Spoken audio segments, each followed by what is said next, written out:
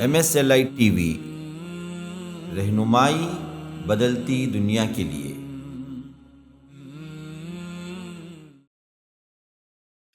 السلام علیکم ورحمۃ اللہ وبرکاتہ۔ بسم اللہ الرحمن الرحیم، الحمد للہ رب العالمین، والصلاة والسلام علی سید المرسلین نبینا محمد وعلی آلہ وصحبہ اجمعین وبعد۔ یہ جو آیات آپ کے سامنے تلاوت ہوئی ہیں، یہ سورۃ الکہف کی آیت نمبر 60 اور اس کے بعد کی آیات ہیں، جس میں اللہ رب العزت نے ہمارے سامنے موسیٰ علیہ السلام کا ایک تعلیمی سفر، جس سفر میں آپ نے علم حاصل کرنے کی غرض سے اس سفر کا ارادہ کیا تھا، تو اس سفر کے سلسلے میں اللہ تعالیٰ نے اپنے اس کلام پاک میں چند آیات میں اس کا خلاصہ پیش کیا ہے۔ اور ہمیں اور آپ کو معلوم ہے کہ قرآن کریم جو ہے تفصیلی باتوں کو ذکر نہیں فرماتا۔ تفاصیل ہر قصے کی یا ہر مسئلے کی بہت ساری ہوتی ہیں، لیکن جو اہم ترین نکات جو ہوتے ہیں، جن میں انسانوں کے لیے تذکیر ہوتی ہے، نصیحت ہوتی ہے، سبق ہوتا ہے، قرآن عمومی طور پر اس کا ذکر کرتا ہے۔ ان آیات کی تفصیل محمد رسول اللہ صلی اللہ علیہ وسلم نے بیان فرمائی ہے۔ اس قصے کی کچھ تفاصیل صحیح احادیث میں آئی ہے۔ بخاری اور مسلم کے اندر حضرت ابی بن کعب رضی اللہ تعالی عنہ سے اس قصے کی تفصیل موجود ہے، جس میں موسیٰ علیہ السلام نے ایک مرتبہ اپنی قوم کے سامنے خطبہ دینے کے لیے کھڑے ہوئے، تو آپ سے کسی نے سوال کیا کہ موسیٰ، آپ سے زیادہ علم والا کوئی ہے؟ آپ سے بڑا عالم، آپ سے بڑا عارف باللہ، آپ سے بڑا جو ہے جس کو اللہ نے علم سے نوازا، کیا کوئی ہے اس زمین پر؟ تو موسیٰ علیہ السلام نے جواب دیا کہ نہیں، میں ہی سب سے بڑا عالم۔ اور جس اعتبار سے انہوں نے جواب دیا ہے، علماء فرماتے ہیں کیونکہ سب سے بڑا عارف باللہ جو ہوتا ہے، اللہ کو پہچاننے والا، اللہ کا علم رکھنے والا، اللہ کے دین کا جو سب سے بڑا عالم ہوتا ہے، وقت کا نبی ہوتا، وقت کا رسول ہوتا۔ اور موسیٰ علیہ السلام نبی بھی تھے، رسول بھی تھے، شریعت بھی آپ کو دی گئی، کیونکہ نبوت اور رسالت میں کچھ فرق ہے۔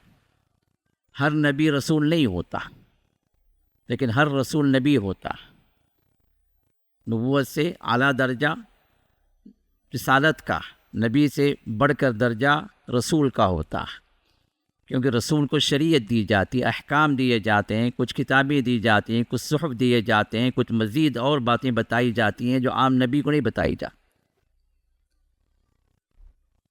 تو موسیٰ علیہ السلام نبی بھی تھے اور رسول بھی تھے، اور رسول میں سے بھی بڑے درجوں کے پائے درجے کے رسول، اولو العزم من الرسل، انبیاء سے بڑھ کر رسول کا درجہ، رسولوں میں بھی بڑھ کر درجہ، 5 رسولوں کا درجہ، جس میں موسیٰ علیہ السلام بھی شامل، نوح علیہ السلام، ابراہیم علیہ السلام، موسیٰ علیہ السلام، عیسیٰ علیہ السلام، محمد رسول اللہ صلی اللہ علیہ وسلم، یہ 5 بڑے رسول ہیں، ان کا ذکر اللہ نے قرآن میں کیا۔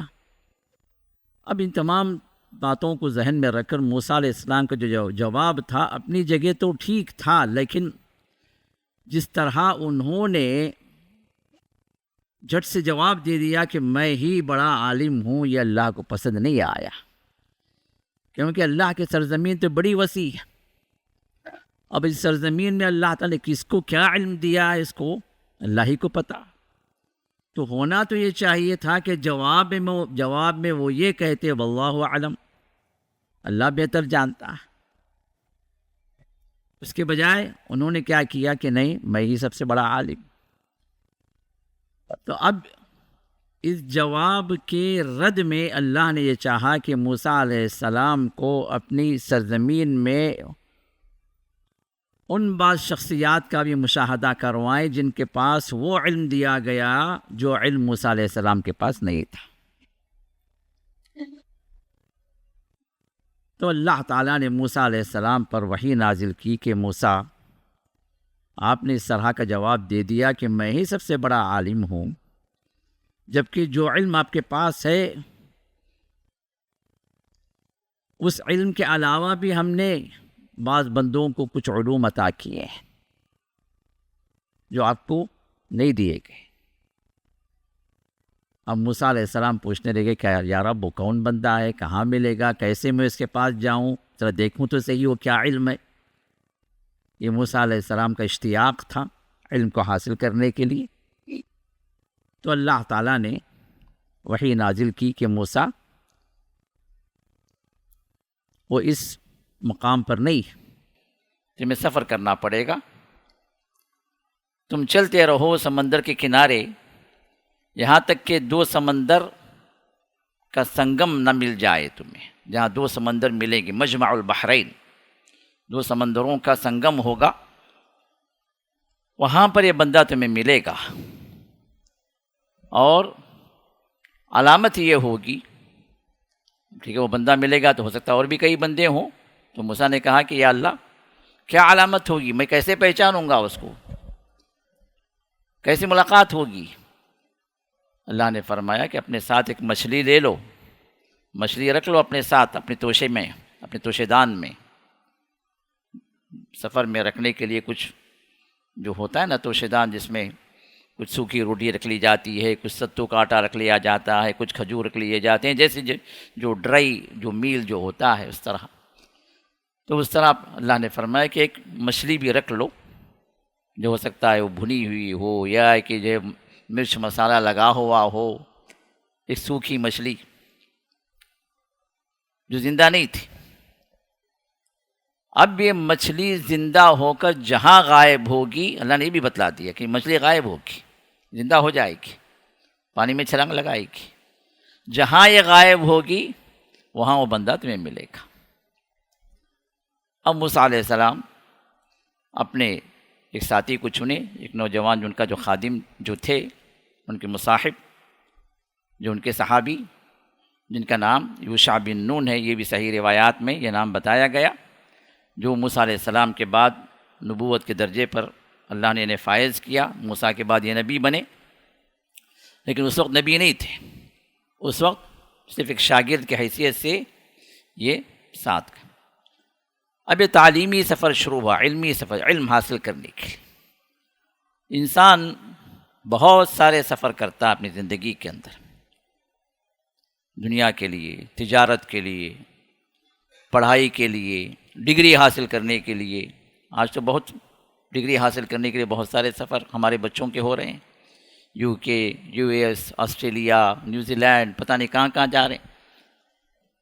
یہ بھی ایک اعتبار سے علمی سفر ہے، لیکن اللہ کے پاس اہم ترین علم وہ ہے جو اللہ کا علم، جو اللہ کی معرفت کا علم، جو اللہ کے دین کا علم، اللہ تعالیٰ کے شریعت کے احکام کو سیکھنے کا علم. یہ سب سے افضل ترین علم ہے. باقی جتنے بھی علم ہیں وہ انسان کی ضروریات کے اعتبار سے وہ دنیاوی علم ہے، مطلوب ہے، لیکن اس کا درجہ وہ نہیں ہے جو شریعت کا علم حاصل کرنے والے کا درجہ. علم کی فضیلت جتنی بھی بیان کی گئی ہے شریعت اسلامیہ کے اندر یا قرآن کے اندر، پہلے مرتبے پر، فرسٹ لیول پر، فرسٹ گریڈ میں جو علم آتا ہے وہ اللہ کے دین کا علم، جس کا ہمیں سوال کیا جائے گا. قبر میں بھی سوال ہوں گے، حشر میں بھی سوال ہوں گے. اور یہ علم جو حاصل کرنے کے لیے نکلتا ہے، اللہ تعالیٰ کی نظر میں سب سے اونچے درجے کا وہ بندہ ہوتا. یہاں تک کہ محمد رسول اللہ صلی اللہ علیہ وسلم نے ارشاد فرمایا کہ من سلک طریقا یلتمس فیہ علما سہل اللہ لہ بہ طریقا الی الجنہ. جو اللہ کی شریعت کا علم حاصل کرنے کا جو نکل پڑتا ہے، اپنے گھر سے نکل رہا ہے، تو اللہ تعالیٰ اس کے لیے جنت کا راستہ آسان کر دیتے ہیں۔ یہاں تک کہ اور فضیلت میں یہ بات بھی آپ نے ارشاد فرمائی کہ جب وہ بندہ نکل پڑتا ہے اپنے گھر سے اللہ کے دین کو حاصل کرنے کے لیے، اللہ کی باتوں کو، اللہ کے دین کی باتوں کو جاننے کے لیے، تو جہاں فرشتے سر پر بچھاتے ہیں، سمندر کی ہر مخلوق، زمین کی ہر جاندار، یہ سب اس کے لیے استغفار میں مشغول ہو جاتے ہیں۔ دنیا کی ہر مخلوق، چاہے ہم دیکھیں ہوں نہ دیکھیں ہوں، چاہے ہمارے سامنے ہو یا غائب ہو، چاہے خشکی پر ہو یا تری میں ہو، چاہے زمین پر ہو یا سمندر میں ہو، اگر اس زمین پر ہے اور آسمان کے نیچے ہے تو وہ مخلوق جو اللہ تعالیٰ لگا دیتے ہیں اس بندے کے لیے کہ وہ اس کے لیے دعا کرے، مغفرت کی دعا کریں۔ فرشتوں کے لیے اللہ لگا دی، اس کے لیے رحمت کی دعا کرو۔ صرف اللہ کے دین کا علم حاصل کرنے کے لیے بندہ نکل رہا ہے، ہو سکتا ہے اپنی جگہ جو ہے وہ گنہگار ہو سکتا ہے وہ حرام کاری میں بھی مبتلا ہو سکتا ہے نمازوں کے اعتبار سے پیچھے ہو، فرائض کی پابندی نہ ہو، اس کے باوجود بھی اللہ تعالیٰ اس گنہگار بندے کے لیے جب وہ اللہ کی شریعت کا علم حاصل کرنے کے نکل پڑتا ہے، پوری مخلوق کو اللہ تعالیٰ لگا دیتے ہیں کہ تم اس کے لیے دعا کرو۔ اور مجھے امید ہے اور دعا بھی ہے کہ ہم یہاں جمع ہو رہے ہیں، جمع ہوتے ہیں اللہ کے اس کلام کو سیکھنے کے لیے، سمجھنے کے لیے، اس پر عمل کرنے کے غرض سے ہم یہاں پر جو جڑتے ہیں، جو بھی ہم میں سے اپنے گھر سے نکل کر جمع ہو رہا اس مجلس میں، یا اب یا بعد میں سننے والے اس کے لیے جمع ہوتے ہیں کہیں، ان سب کے لیے یہ فضیلت انشاءاللہ اللہ عطا کریں گے۔ جب آپ نکل کر یہاں پر نماز کے لیے بھی آ رہے ہیں، پھر اس کے بعد درس کے لیے بھی بیٹھ رہے ہیں، یا کچھ اور لوگ نماز پڑھ کے یہاں درس کے لیے جمع ہو رہے ہیں اللہ کے دین کو سیکھنے کے لیے، اللہ کی کتاب کو سمجھنے کے لیے، وہ فضیلت ضرور انشاءاللہ ہمیں اور آپ کو بھی حاصل ہوگی۔ ہم اللہ سے دعا بھی کرتے ہیں کہ اللہ تعالی ہم سب کو ان فضیلت والے بندوں میں شامل فرما لے جن کے لیے اللہ پوری مخلوق کو مسخر کر دیتے ہیں کہ ان کے لیے دعائیں کریں۔ تو یہ ہے وہ علم کا حاصل کرنا، اور اس میں بھی اگر سفر اختیار کر لیا جائے تو اور جو ہے فضیلت والی بات ہو جاتی ہے۔ جیسے موسیٰ علیہ السلام نے یہاں پر اب یہ سفر اختیار کیا، کوئی اور مقصد نہیں تھا، کوئی دنیاوی مقصد نہیں تھا، مال حاصل کرنا، تجارت کا بڑھ جانا، یا کوئی دنیاوی غرض ہو، نہیں، صرف اللہ نے جو علم ان کو دیا ہے وہ علم ان کو بھی مل جائے، اس علم سے یہ بھی کچھ فیض یاب ہو جائیں، کچھ حاصل کر لیں، یہ مقصد تھا۔ تو بڑا مبارک سفر تھا۔ اب یہ مبارک سفر شروع ہوا جو علم کا سفر ہے، اور میں نے اس سے پہلے یہ بات بھی بتلائی ہے آپ کو، سورہ کہف کے اندر 4 آزمائشوں کا ذکر ہے۔ پہلا دین کی آزمائش جو اصحاب کہف کے سلسلے میں اللہ نے بیان فرمایا، جس میں یہ چند نوجوان کامیاب ہوئے اس دین کی آزمائش میں، اور دوسرا مال کی آزمائش جو 2 دوستوں کا واقعہ اللہ نے پیش کیا، اور تیسرا یہ علم کی آزمائش، نالج کی آزمائش، نالج از دا پاور، یہ بہت بڑی طاقت ہے۔ اب اس کی آزمائش، اور پھر چوتھا ریاست و منصب و حکومت و طاقت، اس کی آزمائش آگے وہ بات آئے گی ذوالقرنین کی۔ اب یہاں پر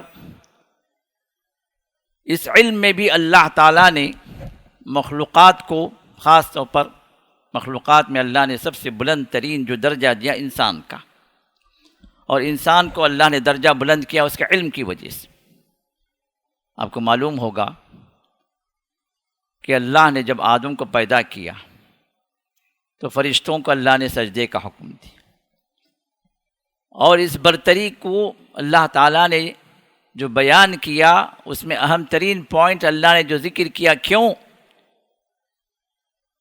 اللہ تعالیٰ نے آدم کو اس علم سے نوازا جس علم سے فرشتوں کو اللہ نے محروم کر دیا۔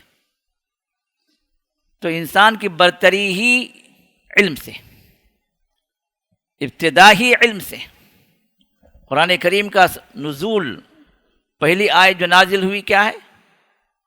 اقرا، پڑھو، علم. تو ہمارا جو امتیازی وصف ہے، جو بلند مرتبے کا جو معاملہ ہے، وہ علم کی وجہ سے.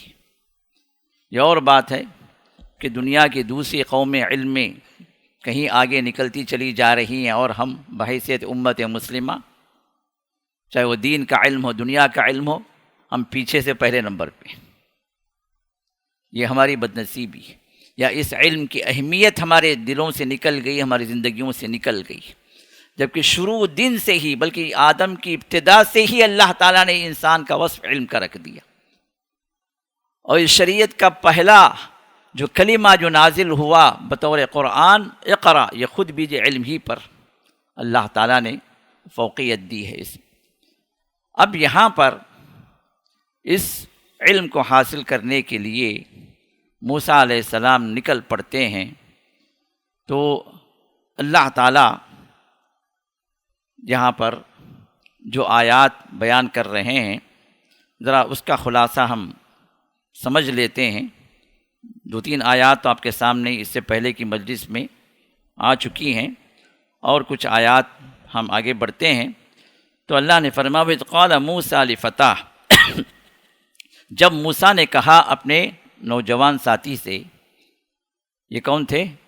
یوشع بن نون، لا ابرح حتی ابلغ مجمع البحرین، میں چلتا رہوں گا یہاں تک کہ 2 سمندروں کا سنگم جب تک نہ آ جائے، جب تک میں چلوں گا. اب یہاں پر پوری بات موسیٰ علیہ السلام نے اپنے ساتھی کو نہیں بتائی. انہوں نے کہا کہ سفر کرنا ہے، ہمیں جانا ہے جگہ. ظاہر سی بات ہے، جب بڑے لوگ ہوتے ہیں نا، وہ اپنے ساتھ والوں کو پوری بات نہیں بتاتے. کچھ باتیں جو ان کو ضرورت ہوتی ہے وہ بتا دیتے ہیں. تو ویسے ہی موسیٰ نے بتا دیا، بھائی ایک اہم ترین سفر ہے ہمارا، ہمیں جانا ہے، چلو ساتھ میں توشہ اختیار کر لو، جو بھی ضرورت ہے، سامان ہے سفر کا، وہ سب رکھ لو، نکلنا ہے. اب نکل گئے. اب اپنے ساتھی سے کہا کہ بھائی ہمیں چلنا ہے، بہت دور جانا ہے، جب تک کہ ہمیں 2 سمندر کا سنگم نہ مل جائے. پھر فرمایا او امضی حقبہ، ایک زمانے تک بھی اگر چلنا پڑے چلوں گا، میں مجھے اس منزل پہ پہنچنا ہے. فلما بلغا مجمع بینہما، اب جب وہ پہنچے اس سنگم پر، نسیا حوتہما، تو انہوں نے اپنی مچھلی کو بھلا دیا. اب حدیث میں یہ بات آتی ہے کہ وہ لوگ جو ہے اس مقام پر جب پہنچے تو آٹومیٹک جو ہے تھکن ان کے سامنے ظاہر ہو گئی. وہاں پر سستانے کے لیے رک گئے، ایک چٹان سے ٹیک لگا کر آرام کرنے لگے. موسیٰ نے کہا کہ دیکھو بھائی، یہ اس مچھلی پر نظر رکھو، اس مچھلی کے بارے میں تمہیں نگہبانی دی جا رہی ہے، ذمہ داری دی جا رہی ہے، اس مچھلی کے بارے میں میں تمہیں پوچھوں گا، اس پر نظر رکھو. اب موسیٰ سو گئے، اور یہ جو ہے ساتھی کچھ ہی دیر میں دیکھا کہ وہ مچھلی جو ہے تڑپی، زندہ ہوئی اور اچھل گئی سمندر میں. لیکن سمندر میں جب اچھلی نا، تو جیسے پانی میں غائب ہو جاتے ویسے نہیں، بلکہ جب اچھل کر وہ پانی کے اندر اترنے لگی تو اپنی جگہ سرنگ بناتی چلی گئی. روایت میں بات آتی ہے کہ وہ پانی جو ہے اسی طرح جس طرح جو ہے چٹان بن جاتا ہے نا، چٹان جس طرح اپنے سخت ہو جاتا ہے، اس طرح وہ سرنگ سخت ہو گئی، سرنگ کی شکل ویسے ہی بنی رہ گئی. اب یہ یوشع بن نون جو ہے، انہوں نے جب دیکھا کہ بھائی یہ تو ایک مری ہوئی مچھلی اڑ گئی، پھر چھلانگ بھی لگا دی. پھر اس کے بعد جب وہ گئی تو جانے کا پورا نشان ویسے ہی باقی رہ گیا، سرابا سرنگ باقی رہ گئی. بڑی عجیب بات ہے، 3 چیزیں ہو گئی. اب موسیٰ اٹھیں گے تو ضرور میں ان کو بتاؤں گا. ہمارا آپ ہوتے تو جلدی اٹھا کے جو ہے بول دیتے موسیٰ اٹھو یہ کیا ہو رہا دیکھو. نہیں، اب وہ ادب کا تقاضا تھا. استاد سو رہے ہیں، آرام کر رہے ہیں. اس میں اس تعلیمی سفر کے اندر جو شاگرد اور استاد کا تعلق کیسے ہونا چاہیے، ایک طالب علم اپنے استاد سے علم کیسے حاصل کرے، کیسے ادب اس کو اختیار کرنا چاہیے، اس کی تعلیم خود اللہ دے رہے ہیں یہاں پر۔ انشاءاللہ اس کے بارے میں کچھ تفصیل آگے آئے گی انشاءاللہ، جب واقعہ ہم ختم کریں گے تو اس میں تعلیمی جو اسباق ہے ایک طالب علم کے لیے کس طرح اللہ تعالیٰ نے یہاں پر آداب بتلائیں، انشاءاللہ اس کے بارے میں ذکر کروں گا انشاءاللہ۔ علم کے میدان میں خاص طور پر شریعت کا جو علم جو ہوتا ہے وہ ادب کے بغیر حاصل نہیں ہوتا، اس کو یاد رکھیں۔ اسی وجہ سے علم جو ہے علماء کے سامنے زان و ادب طے کر کے عاجزی اور ادب کے ساتھ بیٹھ کے حاصل کرنے والا جو بندہ عالم بنتا ہے اس کے اخلاق جدا ہوتے ہیں بنسبت اس عالم کے جو علماء سے حاصل نہ کرے، کتابیں پڑھ کر یا کہ سوشل میڈیا کے ذریعے سے چند بیانات سن کر یا کچھ اور ذرائع سے کچھ اور جو ہے آج کے دور کے جو ایڈوانس ٹیکنالوجی ہے اس کے ذریعے سے کچھ حاصل کر لے، اس کو نالج تو مل جائے گی، لیکن ایجوکیشن کے نام پر جو ادب جو پہلے نمبر پر آتا ہے وہ ادب نہیں ملے گا اس کو۔ اور علم کے میدان میں سب سے پہلے ادب، جب تک ادب بندہ اختیار نہ کرے، با ادب نہ بنے، اللہ تعالیٰ اس کو علم کی حقیقت سے، علم کی معرفت سے، علم کی حقانیت سے، علم کی چاشنی سے، علم کی لذت سے اللہ نہیں نوازتے۔ علم مل جاتا لیکن بے ادب کو اللہ تعالیٰ وہ علم کی حقیقت تک پہنچنے کا اللہ راستہ نہیں دیتے۔ تو لہذا یہاں پر بھی موسیٰ علیہ السلام کو اتنا بڑا حادثہ ہوا لیکن موسیٰ علیہ السلام کو فوراً نہیں جگایا، انتظار کرتے۔ موسیٰ اٹھنے کے بعد ان کو بیان کرنا تھا لیکن بھول گئے، شیطان نے بھلا دیا، کیونکہ آگے بھی جانا تھا نا، اللہ تعالیٰ نے آگے جانا بھی لکھ دیا تھا، تو بیان کرنا بھول گئے۔ تو اللہ فرماتے ہیں فلما بلغا مجمع بینہما، جب اس سے سنگم پر پہنچے یہ دونوں، نسیا حوتہما، تو اپنی مچھلی کو بھول گئے۔ اب نسیا اللہ تعالیٰ نے وہ دونوں بھول گئے، کون دونوں؟ موسیٰ اور یوشع، لیکن بھولنے والے کون تھے؟ موسیٰ تو سو گئے تھے نا، بھولنے والے یوشع بن نون تھے، لیکن اللہ تعالیٰ نے دونوں کا ذکر فرمایا، یہ نہیں فرمایا کہ نسیہ حوتہما، نہیں فرمایا کہ ان کے نوجوان نے جو ہے وہ جو بھول گئے، یہ نہیں فرمایا۔ اللہ نے یہاں پر تسنیہ ڈبل جو صیغہ ہے دو بندوں کے لیے استعمال ہوتا ہے الف کے ساتھ، تو وہ صیغہ اللہ نے استعمال نسیہ۔ اسی وجہ سے بعض لوگ جو ہے کھینچ کے جو پڑھتے ہیں نا قرآن، جو تجوید سے نہیں پڑھتے، تو وہ جب جہاں کھینچتے ہیں تو کئی مقام پر کیا ہوتا ہے، معنی بدل جاتا ہے۔ اب جیسے قالا، ایک آدمی نے کہا، ایک بندے نے کہا، اب پڑھنے والا کھینچ کے پڑھتا، ہمارے پاس کئی لوگ پڑھتے ہیں قرآن، قالا، قالا کے جا کیا بولتے ہیں؟ قالا۔ اب یہ قالا اس ایک نے کہا، قالا اگر الف کے ساتھ کھینچ دیے تو دو کا معنی آ گیا، معنی بدل گیا۔ اللہ فرمائے کہ ایک بندے نے کہا، اب یہاں پر کھینچ کے جو آپ کیا پڑھ رہے ہیں؟ دو بندے نے کہا۔ تو اس وجہ سے قرآن پڑھتے ہیں کئی لوگ، لیکن جس طرح پڑھنا چاہیے اس طرح نہیں پڑھ پاتے ہیں۔ تو گزارش یہ ہے کہ قرآن کریم کو صحیح انداز سے پڑھنا اور اس کا سیکھنا ہم میں سے ہر ایک پر لازم ہے۔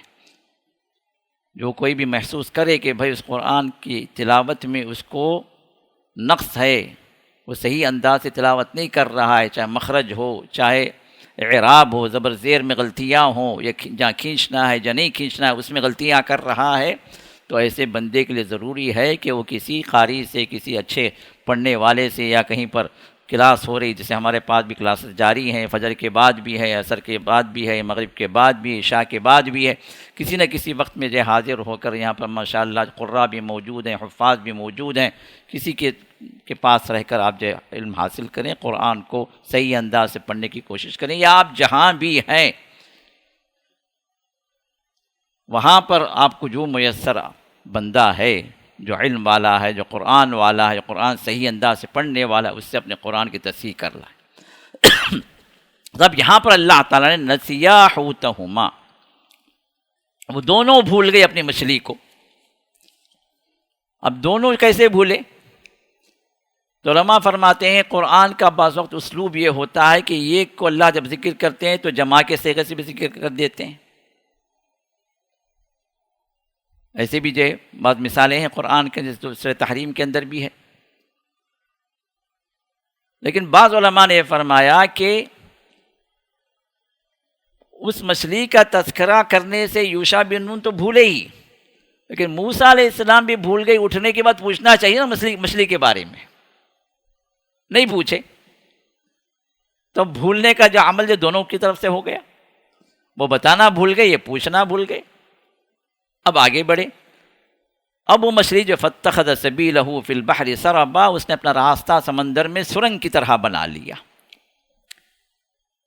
فلما جاوزا، پھر جب وہ آگے بڑھے، حدیث میں بات آتی ہے کہ انہوں نے اپنا وہ پورا دن جو مکمل کیا، پھر رات بھی چلتے رہے، اور دوسرے دن جب وہ بھوک لگی، قال لفتاہ آتنا غداءنا، تو اپنے جوان سے انہوں نے کہا، اپنے ساتھی سے کہا کہ بھائی ہمارا کھانا لے آؤ.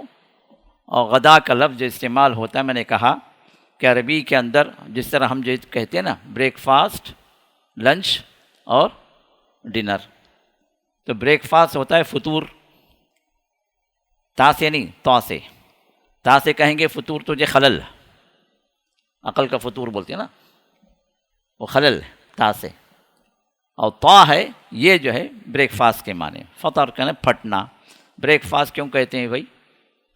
آپ کی فاسٹنگ جو ہوتی ہے رات بھر، یہ اور رات بھر کھاتے رہیں الگ بات ہے، بعض لوگ رات بھر بھی کھاتے ہیں پھر صبح اٹھ کے پھر کھاتے ہیں، ان کا بریک فاسٹ نہیں ہوتا ہے. یہ فاسٹنگ جو رات بھر جو فاسٹنگ جو ہوتی ہے نا آپ کی، اس کو آپ بریک کر رہے ہیں. اب بریک کیا کر رہے ہیں کہ رات بھر جو ہے آپ کی آنتیں سوکھی ہو گئیں، سکڑ گئیں. اب ان آنتوں کے اندر جب کچھ جاتا ہے، کچھ کھانا جاتا ہے، کچھ جو ہے آپ بریک کرتے ہیں، تو یہ آنتیں جو پھٹتی ہیں، یہ آنتیں جو ہے کیا ہوتی ہیں، پھولنا شروع ہوتی. تو یہ ہے بریک. تو فطر بھی وہی ہے. فطر کا مطلب پھٹنا. فاطر السماوات والارض، اللہ تعالیٰ نے آسمانوں اور زمین کو پھاڑ دیا، پھاڑنے والا، کیونکہ دونوں ایک تھے. کانتا رتقا ففتقناہما، یہ دونوں ملے ہوئے تھے، آسمان اور زمین سب ملے ہوئے تھے، ایک ہی سبسٹنس تھا. پھر اللہ تعالیٰ نے اپنے حکم سے کیا کیا؟ 7 آسمان بنائے، 7 زمین بنائے. اللہ نے پھاڑ دیا، ہر ایک کو الگ الگ طبق بنا دیا. تو یہ اللہ تعالیٰ فاطر، پھاڑنے والا. تو اسی سے فطور بھی ہے.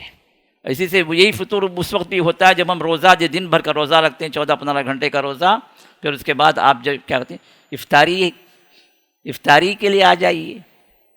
افطاری بولتے خوش ہو جاتے، اب آتے ہیں پھاڑنے کا وقت آ گیا. وہ یہی فطور ہے. تو یہ بھی جب اس کو بھی ہم کیا کہتے ہیں، بریک فاسٹ ہی بولتے ہیں انگلش میں، افطاری.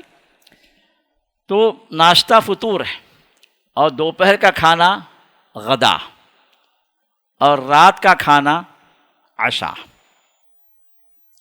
اب یہاں پر یہ غدا جو ہے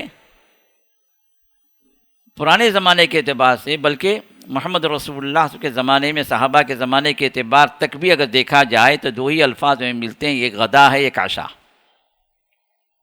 صبح سے اٹھ کے جو کھانے کا جو مسئلہ جو ہمارے پاس جو ہوتا ہے نا، اڈلی وڑا، یہ کہیں نہیں، یہ ہماری ایجاد، یہ اس دور کی ایجاد. یا میں کہیں پڑھا کہ جو ہے یہ چیز جو شروع ہوئی انڈین سے، اور اس میں بھی ساؤتھ انڈیا سے. اس سے پہلے 3 ٹائم کا مسئلہ نہیں تھا. تو 2 ہی اصل میں وقت ہے. اب یہ غدا کیا ہوتا ہے، 11 اور 12 کے درمیان میں ضحیٰ کا جو وقت جو ہوتا ہے نا، اس وقت میں غدا ہوتا، ظہر سے پہلے. اور پھر عشاء جو ہوتا ہے عشاء سے پہلے، غروب کے ساتھ، مغرب کی نماز کے ساتھ عشاء ہو جائے. اور یہی اس دور کی تحقیقات کے اعتبار سے بھی جو ڈیٹیشنز ہیں، یا کہ جو سائنٹسٹ ہیں، یا کہ جو ہے جو ہیلتھ فیلڈ میں جو لوگ بھی ایکسپرٹس ہیں، وہ یہی کہتے ہیں کہ بیماریوں سے بچنے کے لیے یہی 2 ٹائمز اصل میں ہیں. جو بندہ اگر اس کا پابند اگر ہو جائے تو بہت ساری بیماریاں آٹومیٹک اس سے ہٹ جاتی، کیونکہ ہمارا بدن جو ہے ہماری غذا پر ڈپینڈ ہوتا ہے. ہمارا موٹا ہونا، دبلا ہونا، ہمارا بیماریوں سے لبریز ہونا یا کہ بیماریوں سے دور ہونا، یہ سب ڈپینڈ ہوتا ہے کس پر؟ مین جو کنسرن ہے ہمارا جو ہیلتھ کا، ہماری غذا پر. تو غذا میں اگر انسان اگر کنٹرول کر لے، وہی چیزیں کھائے جو ہیلتھی ہوں، اسی وقت میں کھائے جو ہیلتھ ٹائمز کے اعتبار سے ریکمینڈڈ ہے، تو پھر اس کی بیماریاں بھی آٹومیٹک اس سے دور ہٹ جاتی ہیں۔ یہ سب سے پہلے اللہ کا حکم ہے، اس کے بعد اسباب ہیں۔ تو اسباب کے اعتبار سے یہ ہے کہ 2 وقت کی غذا انسان مکمل کھائے، لیکن وقت کیا ہے؟ ہاں، ایک غدا اور ایک عشاء۔ غدا ظہر سے پہلے، ممکن ہے آپ 10 بجے کر لیں، 11 بجے کر لیں، یہ غدا میں شمار ہوگا، اور یہی فطور ہے، جس کے بعد لوگ کیا کہتے ہیں اس کو، بریک فاسٹ اور لنچ ملا کر کیا کہتے ہیں، برنچ کہتے ہیں۔ بریک فاسٹ اور لنچ ایک ان کے لیے برنچ ہو جاتا۔ اب لنچ اسکپ ہو گیا، یا کہ لنچ ادھر چلا گیا، اب رات میں جو ہے ڈنر اور لنچ جو ہے اگر ملا لیں تو شاید ڈرنچ ہو جائے۔ تو الغرض یہ 2 اوقات ایسے ہیں جو احادیث کے اندر بھی اس کا ذکر آیا ہے، اور یہاں پر بھی اللہ تعالیٰ نے غدا کا استعمال کیا۔ اب یہ کھانے کے لیے بیٹھے، دن کا وقت ہے، تو لقد لقینا من سفرنا ھذا نصبا، تو انہوں نے کہا کہ بھائی اس سفر سے تمہیں بڑی تھکن ہو گئی ہے، اور روایات میں یہ بات بتائی گئی کیونکہ وہ اپنے ٹارگیٹ سے زیادہ آگے چلے گئے تھے، اپنے گول پہ انہیں رکنا تھا تو آگے نکل گئے، تو پھر اللہ تعالیٰ نے تھکن بھی پیدا کر دی ان کے سفر میں۔ اب ہوا کیا؟ قال ارأیت اذ اوینا الی الصخرۃ، تو اب ان ساتھی نے کہا کہ آپ کو پتہ ہے جب ہم جو ہے اس چٹان پر ہم آرام کر رہے تھے، فإنی نسیت الحوت، تو میں جو ہے مچھلی کے بارے میں بھول گیا کہ میں تذکرہ کروں کہ مچھلی کیا کی، کیسا کرشمہ ظاہر ہوا تھا۔ اب حدیث میں بات آتی ہے جب لنچ کے لیے انہوں نے اپنا توشہ کھولا، اپنی تھیلی کھولی تو دیکھا مچھلی غائب ہے، تو موسیٰ نے کہا کہ بھائی مچھلی کدھر گئی؟ تو تب انہوں نے کہا ارے موسیٰ حضرت میں تو بولنا بھول گیا، آپ کو یہ مسئلہ ہوا تھا۔ تب انہوں نے کہا کہ مچھلی اس طرح جو زندہ ہوئی اور جو ہے وہاں سمندر میں سرنگ بنا کے وہ نکل گئی۔ وما انسانی الا الشیطان ان اذکرہ، اور شیطان ہی تھا جو مجھے بھلا دیا کہ میں آپ کے سامنے ذکر کروں۔ واتخذ سبیلہ فی البحر عجبا، اور سمندر میں بڑے عجیب انداز سے راستہ بنا لیا تھا، وہ سرنگ کی شکل میں چلی گئی تھی۔ اب یہاں پر وہ تذکرہ کرتے، اب موسیٰ جیسے ہی سنے، جیسے بولتے ہیں ہمارے پاس ہاتھوں کے طوطے اڑ گئے بول کے، بولے ارے بھائی اب اتنا ہم جو لمبا سفر کیے، وہاں تو کل دوپہر کے وقت میں ہم وہاں پر رکے تھے، اب رات سارا دن چلے ہیں، رات کا سفر ہوا ہے، اور پھر جو تقریباً کتنا ہوگا 24 آورس پوری طرح جو سفر میں گزرا، اور ہم کو رکنا تھا وہیں پر جہاں پر یہ واقعہ ہوا تھا۔ تو اب کہا کہ چلو بھائی واپس چلنا، وہیں جانا ہے ہمیں۔ ذالک ما کنا نبغی، یہی تو وہ مقام تھا جو ہمارا منزل مقصود تھا۔ فارتدا علی آثارہما قصصا، اب وہ واپس جو ہے الٹے پیر لوٹے، اور جس طرح جہاں جہاں ان کے قدموں کے نشانات تھے اس کو فالو کرتے ہوئے وہ واپس آئے۔ واپس جب آئے تو جس مقام پر وہ رکے تھے، اب دیکھیں کہ اس مقام پر وہ سرنگ موجود ہے، کیونکہ سرنگ کو اللہ تعالیٰ نے کیا کر دیا تھا، اس کو سخت کر دیا تھا، پانی رک گیا تھا، تو جگہ معلوم ہوگی بھئی یہیں پر تھا، یہیں پر وہ مسئلہ۔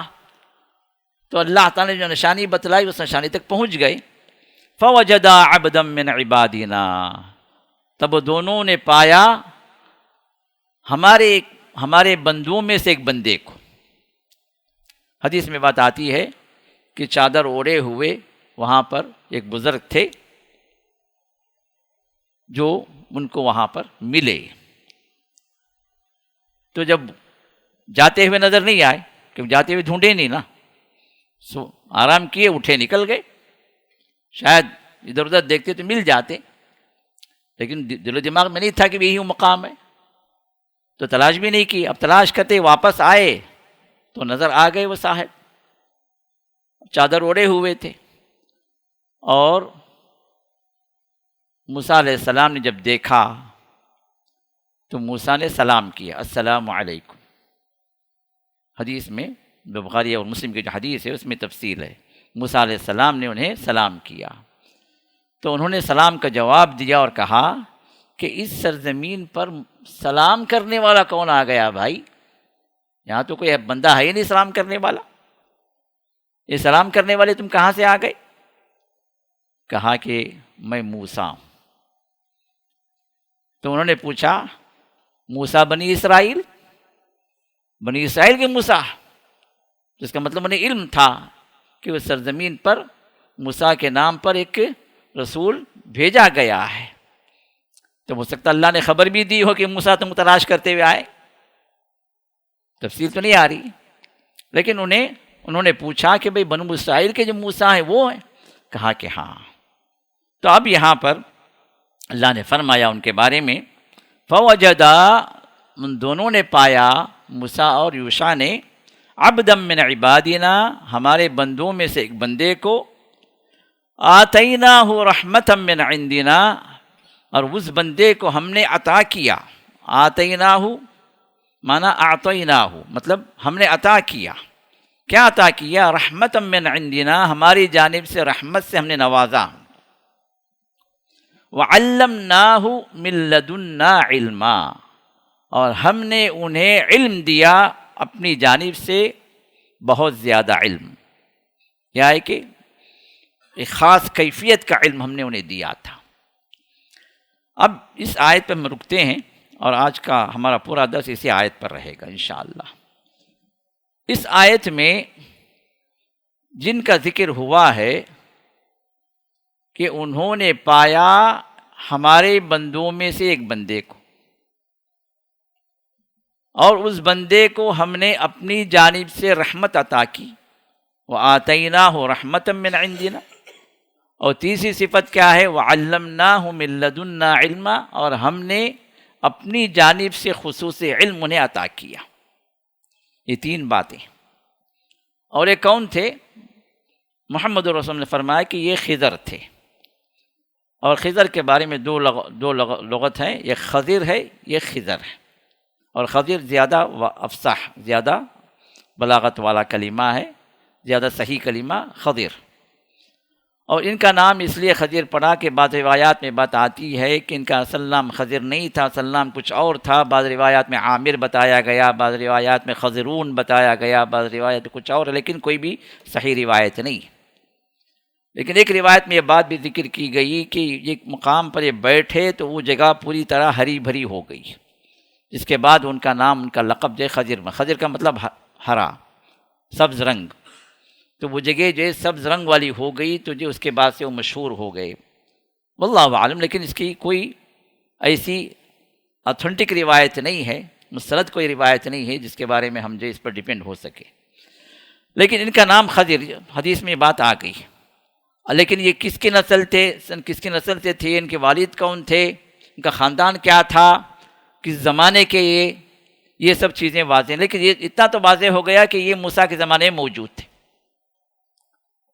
ٹھیک، اب ان کے بارے میں بہت ساری چیزیں مشہور ہیں، ان کا کلیریفیکیشن ہونا ہے۔ تو پہلی بات یہ ہے کہ یہ خضر،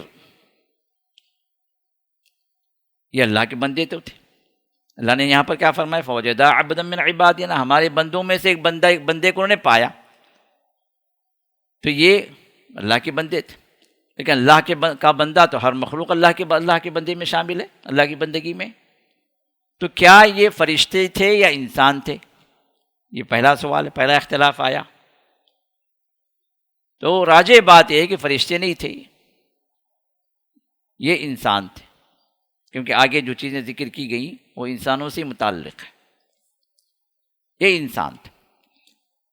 جب انسان تھے تو پھر سوال یہ ہے کہ یہ نبی تھے یا ولی تھے؟ نبی تھے یا ولی تھے؟ اب ہمارے صوفیہ حضرات جو یہ کہتے ہیں یہ بہت بڑے پہنچے ولی تھے، سردار الاولیاء یہی ہیں، اور ان کے ولایت کے ڈانڈے جتنے بھی ملتے ہیں یہیں جا کے پہنچاتے ہیں وہ۔ کیوں؟ اللہ تعالیٰ نے ان کے بارے میں فرمایا کہ من لدن وعلمناہ من لدنا علما، ہم نے ہماری جانب سے انہیں خاص علم عطا کیا، تو یہ پیر اور صوفی حضرات جتنے بھی ہیں ان میں سے اکثریت اسی بات پر ہے، وہ کہتے ہیں کہ بھائی خضر علیہ السلام کو یہ علم لدنی اللہ نے عطا کیا، من لدنا علما ہے نا، یہ لدنا سے لدنی ہو گیا ان کا. ہاں تو یہ علم لدنی ہے اللہ نے انہیں عطا کیا، مطلب خاص علم اللہ نے خضر کو عطا کیا جو موسیٰ کو عطا نہیں کیا. تو موسیٰ کا جو علم ہے وہ ظاہری علم ہے، شریعت کا علم، اور خضر کا جو علم تھا وہ باطنی علم تھا، تو علم لدنی تھا. اب ہم جو ہے جس مرتبے پہ پہنچے ہیں، کیونکہ ان کے پاس مراتب گریڈس ہیں، جب ایک جو ہے صوفیت میں داخل ہوتا ہے، طریقت کی راہ پر چلنا شروع کرتا ہے. اب طریقت کی راہ پہ جب چلتا ہے تو پھر اس کے بعد جو ہے معرفت کی راہ پر آتا ہے. وہ بیعت کرنے کے بعد جو گمراہی کا سلسلہ شروع ہوتا ہے نا، تو اس کو جو ہے اچھے اچھے نام، جو ڈیکوریٹو نام جو انہوں نے دے رکھے ہیں. ہاں اب یہ صوفیت کی راہ پر جو بندہ چلتا ہے، ہاتھ میں ہاتھ دے کے جو اپنے پیر کی راہ پر نکل چلتا ہے، پیر اس کو پکڑ کے اب چلاتا ہے. اب وہ جو طریقت کی راہ پر آ گیا. طریقت کے بعد جو ہے وہ پہنچتا ہے معرفت کی راہ، معرفت تک پہنچتا. تو معرفت کے اس اسٹیج پہ پہنچنے کے بعد پھر وہ اعلیٰ اور درجے پر جو آتا ہے وہ جو ہے حقیقت تک پہنچ جاتا. حقیقت جب پہنچ جاتا ہے تو پھر اس کے بعد جو ہے اس کو بھی علم لدنی کا حصہ مل جاتا ہے، اور وہاں سے شریعت کے احکام اس سے ہٹ جاتے ہیں. اب نہ اس کو نماز کی ضرورت ہے، نہ روزے کی ضرورت ہے، کیونکہ وہ حقیقت کو پہنچ گئے. اور حقیقت کیا ہے؟ وہ خود اپنے آپ کو رب کی شکل میں دیکھتا، وہ خود خدا بن جاتا. کہ وحدت الوجود کا عقیدہ کیا ہے؟ کہ ہر وجود کے اندر خدا کا وجود ہے. خدا کہاں ہے؟ آپ پوچھیں لوگوں کو، بلکہ ہمارے بہت سارے جو علماء جو ہیں آپ ان سے بھی پوچھ لیں، اہل حدیث علماء کو چھوڑ کے دوسرے مسالک کے جو علماء ہم ان سے پوچھیں کہ بھائی اللہ کہاں ہے، تو جواب ذرا آپ ان سے لے کر دیکھیں، سنیں ان سے جواب، تو کیا بولیں گے؟ اللہ ہر جگہ. کیا بولیں گے؟ اللہ ہر جگہ ہے. اس سے آگے بڑھ کر وہ تفسیر پوچھیں گے تو کہیں گے ہر وجود کے اندر اللہ کا وجود ہے. جو چیز بھی دکھنے میں آ رہی ہے، جو چیز بھی جس کا بھی وجود ہے اس کائنات کے اندر، اس میں اللہ موجود ہے. اب یہ طریقت کی راہ نکلتی ہے آگے. اب اس کا معرفت کی راہ. معرفت کی راہ کیا ہے؟ جب ہر وجود کے اندر اللہ کا وجود ہے تو اب آپ جو ہے شیخ کی اس طریقت کی راہ پر چلتے ہوئے معرفت تک پہنچتے ہیں. تو اب آپ کو اس مرحلے میں مختصر آپ کو بتا رہا ہوں یہ چیزیں. اگر آپ تفصیل سے جاننا چاہیں صوفیت کیا ہے تو اس میں بہت ساری جو کتابیں ہیں، اس سے رجوع کریں. خود ان کی اپنی جو ہے صوفیہ کی لکھی ہوئی کتابیں موجود ہیں، آپ ان کو پڑھیے. لیکن خلاصے کے طور میں آپ کے سامنے ذکر کرتا ہوں کانسیپٹ کیا ہے ان لوگوں کا، کہ اس میں جب پیر جو ہے اس طریقت کی راہ پر لے کر اسے معرفت تک پہنچاتا ہے تو یہاں تک پہنچنے تک جو ہے اس کو کیا کرنا ہے؟ ہر معاملے میں پیر کو سامنے رکھنا. وہ یہ سمجھنا ہے کہ پیر اس کو دیکھ رہا، اس کا مرشد جو ہے اس کے سامنے موجود ہے. وہ نماز بھی پڑھے گا تو مرشد کو آگے رکھ کر پڑھے گا، مرشد کے سامنے پڑھے گا. اس لیے بعض دیکھیں گے یہ ہمارے پاس جو ہے یہ جو خود بھی گمراہ پورے سرکار کے نام سے جتنے بھی جو ہے اس کے مریدین تھے، سب کو گمراہ کرنے والے یہ لوگ جو موجود ہیں ہمارے اپنے ایریا کے اندر، سب کو پتہ ہے کہ کون لوگ موجود ہیں. جب ان کے جو ہے 3 مہینے پر یہ پروگرام ان کا ہوتا ہے ان کے حال میں، اور وہاں جو ذکر کی مجلسیں ہوتی ہیں 3 ماہ پر جو ہے ایک پروگرام ان کا تمام مریدوں کو جمع کر کے ہوتا ہے، تو وہاں پر اپنے پیر اور مرشد کی تصویر بھی بانٹی جاتی ہے. وہ تصویر ساتھ میں رکھنا ہے اس کو. اب نماز پڑھے، روزہ رکھے، عبادات کرے، دعا کرے، پیر ہی جو ہے اس کا اصل مرشد ہے. اسی کے لیے سب چیزیں ہونی. وہاں پر یہ نہیں کہ اللہ مجھے دیکھ رہا، وہاں پر یہ ہے کہ پیر مجھے دیکھ رہا. یہ ہے وہ معرفت. پھر اس کے بعد حقیقت. وہاں جب پہنچ جاتا ہے بندہ تو پھر وہ جو ہے وہ خلیفہ بھی بن جاتا ہے، بلکہ وہ خود مرشد کے اس مقام پر پہنچ جاتا ہے جہاں سے شریعت کی بندھنوں سے وہ اپنے آپ کو آزاد کر دیتے. اب وہاں یہ بولتے ہیں بھائی شریعت کیا؟ بھائی یہ چھلکا ہے. تم جو ہے سنترا کھاتے ہو، آرنج کھاتے ہو، چھلکا کھاتے ہو، مغز کھاتے ہو. ہاں کیا بتائیں گے؟ چھلکا کھاتے، مغز کھاتے، مغز ہمارے پاس ہے. تم لوگ شریعت بول کے جو احکام پر عمل کرتے جا رہے ہو نا، یہ سب چھلکے. اصل مغز چاہیے تو آؤ ہمارے پاس، سینہ بسینہ ہمارے پاس علم لدنی ہے. یہ لدنی یہی من لدنا علما. کیسے گمراہ. اب یہاں پر جو بات مجھے عرض کرنی ہے وہ یہ کہ سب سے پہلے جو خضر کو جو نبی نہیں ولی جو مانتے ہیں، وہاں سے یہ سب کمپلیں پھوٹ رہی. جبکہ آیت، یہ تین جو باتیں جو اس آیت میں بتلائی گئیں، یہ تینوں باتیں اشارہ کر رہی ہیں کہ خضر جو ہے ولی نہیں تھے، نبی تھے. اور اسی پر بہت سارے دلائل احادیث سے بھی اور دوسرے اور روایات سے بھی ہمیں ملتی ہیں کہ خضر جو ہے نبی تھے، یہ ولی نہیں. اب جب نبی تھے، اب کیونکہ اللہ کیا فرماتے ہیں، پہلی بات کیا ہے، فوجدہ، اب یہ نبی ہونے کے دلائل دیکھو، فوجدہ عبدا من عبادنا، ہمارے بندوں میں سے ایک بندے کو نے پایا، ہمارے بندے. اور اللہ تعالیٰ نے انبیاء کا جب ذکر کیا تو اپنے عبد کا اللہ تعالیٰ نے ذکر کیا. نبی علیہ السلام کا ذکر 3 جگہوں پر اللہ تعالیٰ نے جب کیا تعریفی اعتبار سے، تو اللہ تعالیٰ نے کیا فرمایا، ہمارا بندہ. معراج کے رات میں جب اللہ لے گیا تو کیا فرمایا، سبحان الذی اسریٰ بعبدہ. وہ اللہ کی ذات پاک ہے، سبحان ہے، ہر عیب سے پاک ہے. کون؟ جو اپنے بندے کو لے گیا. بندگی کا تعلق رب کے ساتھ اللہ جوڑ کر بیان کرتے ہیں، کیونکہ عبدیت میں کامل و اکمل جو بندہ اللہ کا نبی ہوتا ہے. وَلَمَّا قَامَ عَبْدُ اللَّهِ يَدْعُوهُ، سورۃ جن میں اللہ نے فرمایا وَأَنَّهُ لَمَّا قَامَ عَبْدُ اللَّهِ، جب یہ اللہ کا بندہ کھڑا ہوتا ہے اللہ کی طرف بلانے کے لیے، تو اللہ نے اپنے نبی کی صفت جو بیان فرمائی، وہ عبداللہ، اللہ کا بندہ ہے. تو انبیاء کو اللہ تعالیٰ نے ذکر کیا اس میں سورۃ صاد کے اندر بھی، عبادنا المصطفین الاخیار، کچھ ہے نا وہاں پر، وَاذْكُرْ عِبَادَنَا وَاذْكُرْ عَبْدَنَا أَيُّوبَ وَاذْكُرْ عَبْدَنَا داؤد ذَا الْأَيْدِ. انبیاء کا ذکر کیا تو اللہ تعالیٰ نے ہمارے بندے، میرا بندہ. اب یہاں پر اللہ نے یہاں پر کیا فرمایا، یہ ہمارے بندوں میں سے بندہ تھا، ہمارے خاص بندوں میں سے. تو یہ پہلی نشانی ہے کہ وہ عام ولی نہیں تھے، بلکہ کیا تھے، نبی تھے. دوسری چیز، آتیناہ رحمتا من عندنا، ہماری جانب سے، ہم اپنی جانب سے انہیں رحمت عطا کی، خصوصی رحمت. اور خصوصی رحمت جو ہوتی ہے، ایک تو انسان پر عمومی رحمت ہے، اللہ تعالیٰ جو ہے رحمان، بڑے رحم کرنے والے، اگر اس کی رحمت نہیں ہوتی ہم زندہ ہی نہیں ہوتے. ہماری ہر چیز نعمت ہے، ہر چیز رحمت ہے اللہ کی طرف سے. اگر نعمتوں کا اللہ ہٹا دے تو گویا رحمتیں ختم ہو گئی، انسان کی زندگی بھی ختم ہو جائے گی. ایک عمومی رحمت ہے، لیکن اللہ تعالیٰ جب بیان کرتے ہیں خصوصی رحمت کی شکل میں تو وہ نبوت ہوتی ہے. سورہ زخرف میں مشرکین مکہ کا اعتراض اللہ ذکر کرتے ہیں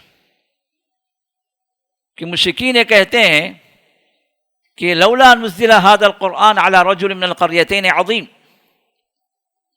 کہ یہ قرآن جو ہے، یہ دو جو بستیاں جو ہیں مکہ اور طائف، ان دونوں میں سے کسی ایک سردار پر، جو بڑے سردار پر کیوں نازل نہیں ہوا قرآن؟ یہ غریب فقیر ایک گھر میں پیدا ہوا ایک نامعلوم فرد سے کوئی مقام نہیں ہے معاشرے کے اندر، نہ مال ہے، نہ جو ہے اس کو جو ہے کوئی جو ہے حکومت ہے، نہ سرداری ہے، نہ کچھ جو ہے اس کا مقام ہے، کچھ بھی نہیں ہے.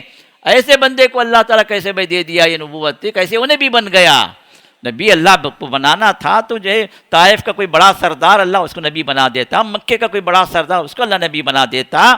تو یہ اعتراض اللہ تعالیٰ ذکر کرتے ہیں. اس کے بعد فرماتے ہیں اللہ تعالیٰ اہم یقسمون رحمت ربک، یہ کون ہوتے بھائی؟ بولتے ہیں نا کون بے تو، کیا حقیقت ہے تیری، کس کھیت کی ملی ہے تو اللہ تعالیٰ اسی انداز میں اللہ تعالیٰ رد کرتے ہیں. اہم یقسمون رحمت ربک، کہ کون ہے بھائی یہ اپنے تمہارے رب کی رحمت کو تقسیم کرنے والے کون ہیں؟ یہ ہم ہیں جو ہم جب جس کو چاہیں دیں. تو اللہ تعالیٰ رحمت کا ذکر نبوت کی کہ اس نعمت سے اللہ تعالیٰ جو ذکر فرماتے ہیں وہ خصوصی رحمت ہے. تو یہاں پر بھی اللہ کیا فرماتے ہیں، رحمتا من عندنا، ہماری جانب سے ہم نے رحمت ان کو دی ہے. تو یہ بھی نبی تھے اصل میں. اور تیسری بات یہ ہے وَعَلَّمْنَاهُ مِن لَّدُنَّا عِلْمًا، اور ہم نے خصوصی علم ان کو عطا کیا. اور خصوصی علم جو ہوتا ہے وہ رب کی جانب سے اپنے نبی کو عطا ہوتا ہے، عام لوگوں کو نہیں. چاہے ولی کتنا ہی بلند مقام پر کیوں نہ پہنچ جائے وہ نبی نہیں بن سکتا. ولی کتنا ہی اعلیٰ درجے پر کیوں نہ پہنچ جائے اس کو خصوصی نبوت والا علم نہیں آتا، نہیں دیا جاتا، اس پر وحی نازل نہیں ہوتی. وحی کو اللہ تعالیٰ نے خصوصی علم ذکر کیا، جو قرآن کریم میں دوسرے مقامات پر بھی خصوصی علم کو اللہ نے وحی کے نام سے ذکر کیا. ولی پر وحی نہیں ہوتی، وحی ہوتی کس پر؟ نبی پر. اب یہ کہتے ہیں کہ بھائی ہاں اللہ کا ولی جو ہے جس بلند درجے پر آ گیا تو اس کو الہام ہوتا ہے. اب یہ سب الہامی باتیں ہوتی. بھائی ولی جو ہے مراقبے میں چلا جاتا ہے، اس کے اور رب کے درمیان میں سے پورے پردے ہٹ جاتے ہیں، اور سیدھے سیدھے عرش کو دیکھتا ہے، وہاں سے رب جو ہے اس کو جو ہے اپنی خصوصی رحمتوں میں ڈھانپ لیتا ہے، پھر وہاں سے جو علم سے نوازتا ہے، وہ الہامی ہوتا ہے، کشف ہوتا ہے، پورے پردے کھل جاتے ہیں، جنت بھی سامنے ہے، جہنم بھی سامنے ہے، فرشتے بھی آ گئے، سب آ گئے. یہ سب شیطانی چیزیں، کوئی دلیل نہیں ہے اس کی. اور اگر کسی پر الہام ہوتا بھی ہے تو وہ الہام جو کہ دلیل نہیں ہے. اگر ایسا کوئی الہام اگر ہوتا تو اولیاء سے بڑھ کر صحابہ ہی نہیں. عقیدہ کیا ہے ہمارا؟ رسول،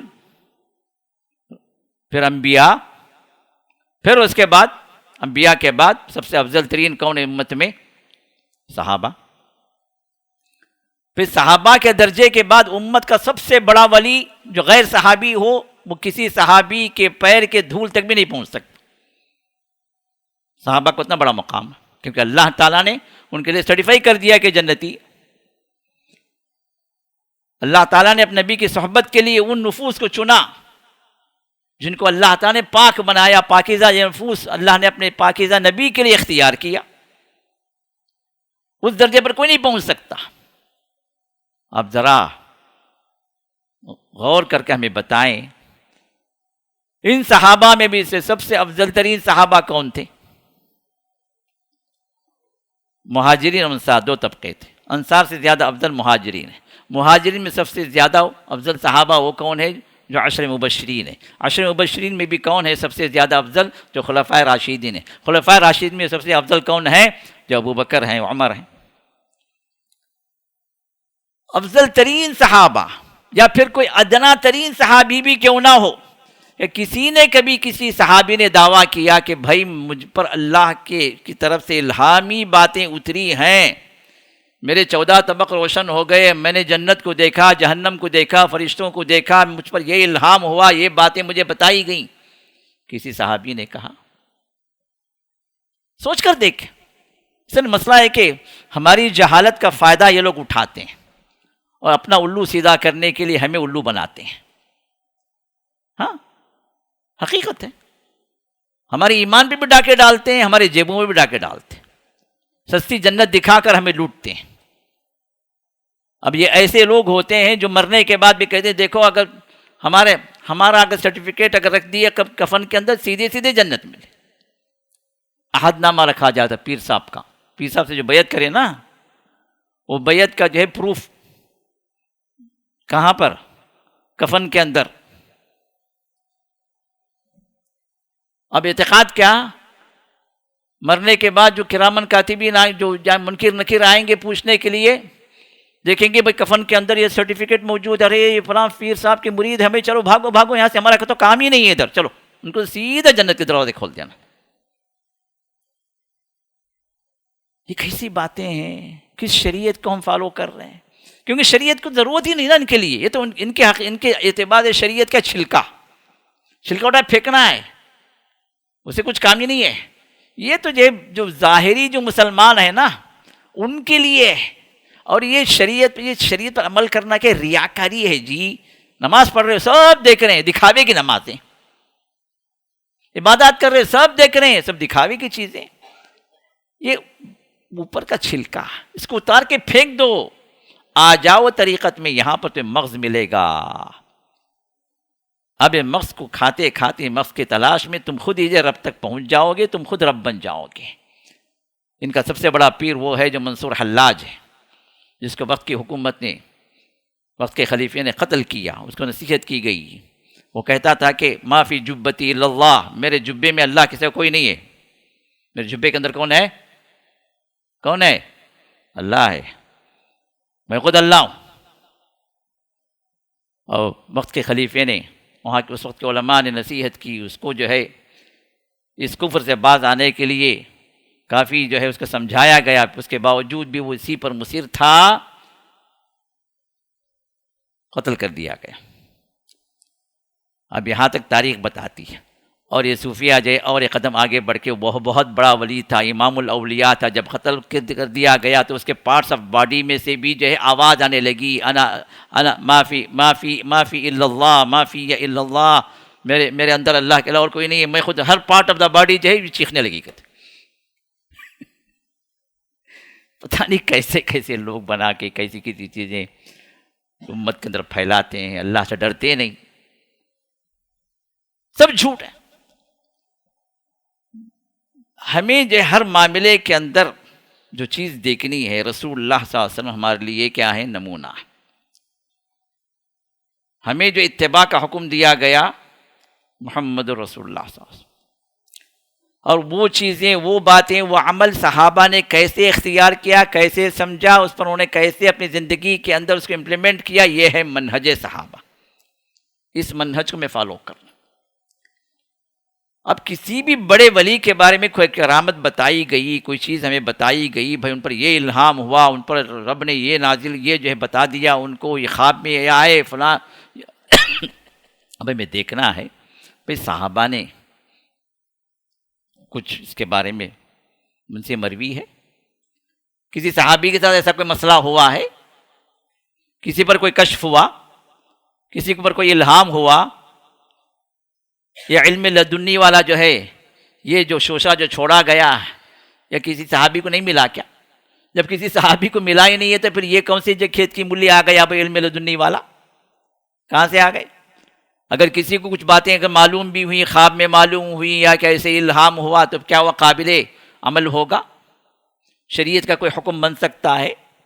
جبکہ یہاں پر خضر کو جو علم لدنی جو دیا گیا ہے، من لدنا علما جو ہے، اس سے جو احکام ثابت ہوئے۔ کسی کو قتل کیا انہوں نے، بظاہر وہ بے گناہ تھا، وہ بچہ، آگے قصہ آئے گا، بے گناہ بچہ تھا، لیکن انہوں نے قتل کی۔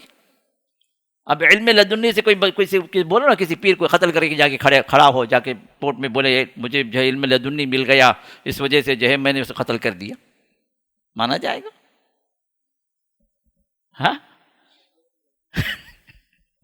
شریعت کے جتنے بھی احکام ہیں وہ انبیاء کے ذریعے سے، عقائد اور معاملات جتنے بھی ہیں وہ انبیاء کے ذریعے سے ہی۔ یہ اندر سے کوئی علم ہو گیا، الہام ہو گیا، مجھے کشف ہو گیا، مجھے اوپر سے بات بتا دی گئی، یہ سب بھائی تو اپنے ڈبے میں ڈال کے بند کر لے، اس کا کوئی لینا دینا نہیں ہے عملی دنیا سے۔ اب کچھ ہے، کچھ معلوم ہوا تو ہے، تیرا رب ہے، لیکن دوسروں کے لیے نہیں ہے یہ۔ اس سے نہ احکام ثابت ہوتے ہیں، نہ اس سے عقائد ثابت ہوتے ہیں، نہ اس سے معاملات ثابت ہوتے ہیں، نہ اس سے دنیا کا کوئی عمل ثابت ہوتا ہے۔ تو اب یہاں پر جو ہے ان کو اللہ تعالیٰ نے جو علم جو دیا تھا، یہ نبوت کا علم تھا۔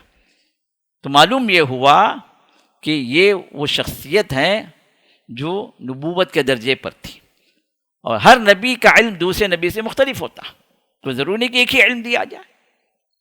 اب یہاں موسیٰ علیہ السلام کو جو علم دیا گیا وہ علم خضر کا نہیں تھا، اور خضر کا جو علم جو تھا وہ موسیٰ کا علم نہیں تھا، اسی وجہ سے اللہ تعالیٰ دونوں کو ملایا تاکہ ان سے وہ باتیں سیکھیں جو اللہ نے ان کو عطا کی۔ اور موسیٰ علیہ السلام کو کیوں وہاں پر جانے کا حکم دیا گیا؟ اللہ کو وہ لفظ پسند نہیں آیا کہ انہوں نے کہا کہ میں سب سے بڑا عالم ہوں، اللہ کو وہ لفظ پسند نہیں آیا۔ ہونا تو چاہیے تھا کہ وہ اللہ تعالیٰ کو سب سے بڑا عالم قرار دے، واللہ عالم کہہ دے، اللہ سب سے بہتر جاننے والا ہے، اللہ سب سے بہتر علم والا ہے، یہ کہنا چاہیے تھا، لیکن وہ نہیں کہا انہوں نے۔ تو رب نے ان کے سامنے زان و ادب طے کرنے کے لیے، ان سے علم حاصل کرنے کے لیے رب نے ان کو وہاں پر بھیجا، جبکہ یہ بھی علم والے تھے اپنی جگہ، لیکن کچھ باتیں ان کو سکھا دی گئی تھیں جو تقدیر سے متعلق تھیں، جو عام حالات میں انسان کے سامنے وہ باتیں آ نہیں سکتی تھیں، لیکن وہ کچھ باتیں اللہ تعالیٰ نے خضر کو دی تھیں تاکہ اس سے موسیٰ پر ظاہر ہوں کہ علم وہی نہیں ہے جو آپ کے پاس ہے، کچھ علم وہ بھی ہے جو اللہ تعالیٰ نے مجھے عطا کیا ہے۔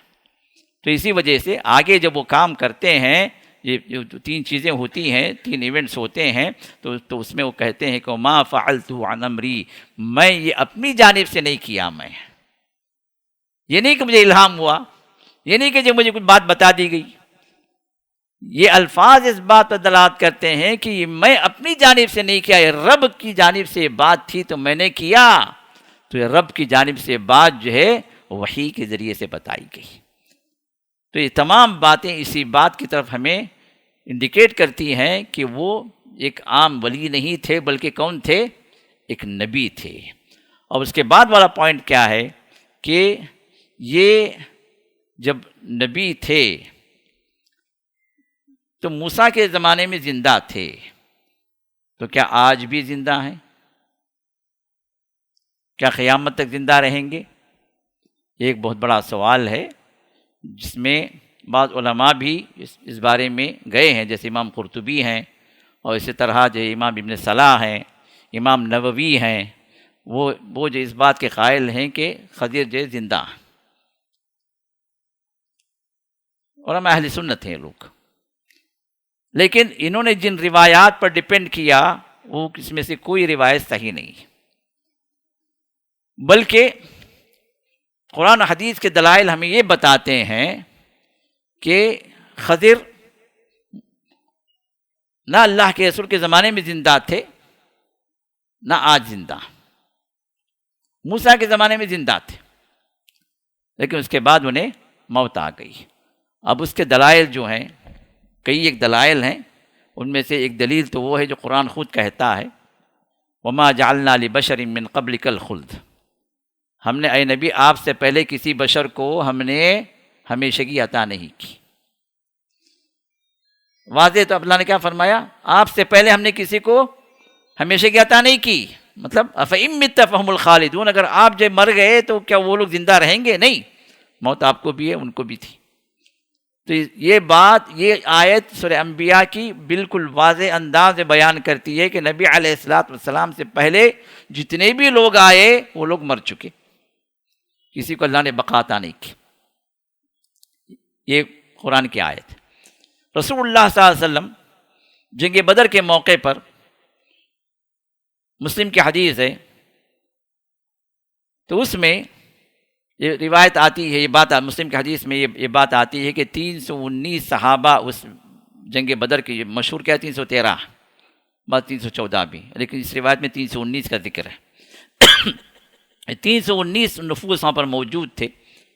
تو رسول اللہ صلی اللہ علیہ وسلم دعا کرتے ہیں، ساری صبح جنگ ہو رہی ہے، رات آپ جو ہاتھ اٹھا کر دعا کر رہے ہیں، مسلم کی حدیث میں یہ ہے ہاتھ اٹھا رافعا یدیہ، ہاتھ اٹھا کر آپ کی دعائیں چل رہی ہیں، جس میں آپ فرماتے ہیں یا اللہم، اے اللہ، ان تہلک ہذہ العصابہ، یہ مٹھی بھر ان مسلمانوں کا اے اللہ اگر تو ہلاک کر دے، کل کے دن یہ نہ رہیں، لن تعبد بعد، اس کے بعد اس سرزمین پر جو کوئی تیری عبادت کرنے والا نہیں رہے گا، یہی عبادت کرنے والے، تیرے توحید کی متوالی یہی ہیں، اے اللہ اگر یہ ختم ہو گئے تو پھر اس کے بعد اس سرزمین پر، کیونکہ وہ آخری اللہ کے رسول آخری نبی، اس کے بعد نہ کوئی رسول آنے والا، رسول نہیں آنے والا ہے تو پھر اس کے بعد کوئی ایمان والا بھی باقی نہیں رہے گا، اگر یہ ایمان والے ختم ہو گئے تو پھر اس کے بعد اس سرزمین پہ تیرا نام لینے والا کوئی نہیں رہے گا۔ یہ الفاظ اس بات کو دلالت کرتے ہیں، اس بات کو انڈیکیٹ کرتے ہیں کہ وہاں پر خضر کا کوئی وجود نہیں تھا، کیونکہ اگر وجود تھا تو رسول اللہ صلی اللہ علیہ وسلم یہ نہیں فرماتے کہ بھائی تیرے بعد تیری عبادت ہو ہی نہیں سکتی اس کے بعد سرزمین پر۔ یہ دوسری دلیل ہے۔ تیسری دلیل یہ ہے کہ محمد رسول اللہ صلی اللہ علیہ وسلم اپنی وفات سے تقریباً 1 مہینہ پہلے، عبداللہ بن عمر کی روایت ہے، یہ بھی مسلم کے اندر ہے، تقریباً 1 مہینہ پہلے آپ عشاء کی نماز میں تاخیر سے آئے، لوگ جو ہے عشاء کی نماز کے لیے منتظر تھے، تو وہاں پر رسول اللہ صلی اللہ علیہ وسلم نے اعلان فرمایا لوگوں کو، ان صحابہ کو دیکھ کر، اے میرے صحابہ، اس وقت جتنے لوگ اس سرزمین پر زندہ ہیں، اس سرزمین پر جتنے بھی سانس لے رہے ہیں، نفس منفوسہ، جن کی بھی سانسیں چل رہی ہیں اس سرزمین اس وقت کے بعد سے 100 سال تک، 100 سال کے بعد تک، اس وقت سے 100 سال کے بعد تک کوئی زندہ نہیں رہے گا. مطلب میکزیمم لمیٹیشن کیا ہوگی کہ جو اب زندہ ہے وہ میکزیمم 100 سال ہی زندہ رہے گا. اسی وجہ سے رسول اللہ صلی اللہ علیہ وسلم بعد 10 ہجری میں آپ نے بیان فرمائی کہ 11 ہجری ربیع الاول میں آپ کا انتقال ہو گیا، تو سب سے آخری صحابی جن کا انتقال ہو 110 ہجری میں. تو معلوم یہ ہوا کہ اگر وہ تھے بھی، کون جن کا ٹائم ٹیبل بتایا جاتا نا، ٹائم ٹیبل آج بھی زندہ ہیں، فجر وہاں پڑھتے ہیں، عصر یہاں پڑھتے ہیں، مغرب وہاں پڑھتے ہیں، موجود ہے ہمارے تبلیغی نصاب کے اندر بھی موجود ہے. اب یہ ٹائم ٹیبل جو بتایا جاتا ہے پتہ نہیں کہاں سے، وہی ان کو بھی شاید الہام ہوا رہے گا، وہ 14 طبق روشن ہونے والے، کوئی دلیل تو نہیں ہے. اگر زندہ بھی تھے تو اللہ کے رسول کے زمانے میں، تو اس وقت سے 100 سال کے بعد ان کا ختم ہو گیا، زندہ نہیں ہے. اور چوتھی دلیل یہ ہے کہ اگر وہ زندہ بھی ہوتے تو رسول اللہ صلی اللہ علیہ وسلم کے پاس آتے، کیونکہ اللہ کے رسول نے ارشاد فرمایا کہ لو کان موسیٰ حیا لما وسع الا اتباع، اگر موسیٰ بھی اگر زندہ ہو جائیں اس وقت، جب توریت کی کچھ اوراق لا کر عمر پڑھنے لگے، رسول اللہ صلی اللہ علیہ وسلم غصہ ہو گئے، ناراض ہو گئے، تو آپ نے فرمایا کہ عمر یہ تو تم توریت کے چند اوراق، جو محرف توریت ہے، بدلی ہوئی توریت ہے، محفوظ نہیں ہے، وہ لا کر تم پڑھ رہے ہو میرے سامنے، اگر جس پر توریت نازل ہوئی موسیٰ وہ بھی اگر اس وقت موجود ہوں تو وہ بھی میری اتباع کرنے کے سوا اور کچھ کام نہیں کر سکتے تھے، ان کو بھی میری پیروی کرنا تھا. نبوت ختم ہو گئی، ان کے زمانے سے ختم ہو گئی، میں آیا سب کی نبوتیں ختم، مجھ پر قرآن نازل ہوا، تمام جتنی بھی کتابیں نازل ہوئی سب کی ویلیڈی ختم.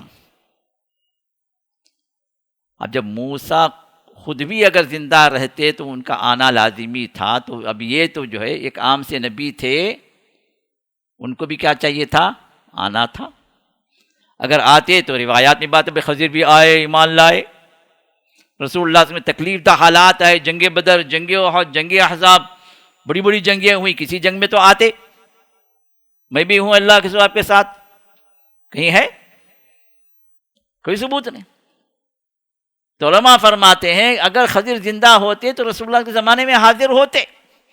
ایک ضعیف روایت جو ہے اس کا سہارا لوگ لیتے ہیں کہ رسول اللہ کا انتقال ہوا تو اس وقت جو ہے آپ کا جسد مبارک جہاں رکھا ہوا تھا آپ کے حجرے میں، ایک آواز گونجی، ایک کونے سے ایک آواز آئی جو رسول اللہ کی تعزیت کے عنوان سے جو کچھ اشعار تھے، رسول اللہ صلی اللہ علیہ وسلم کے وفات پر غمگین اشعار تھے.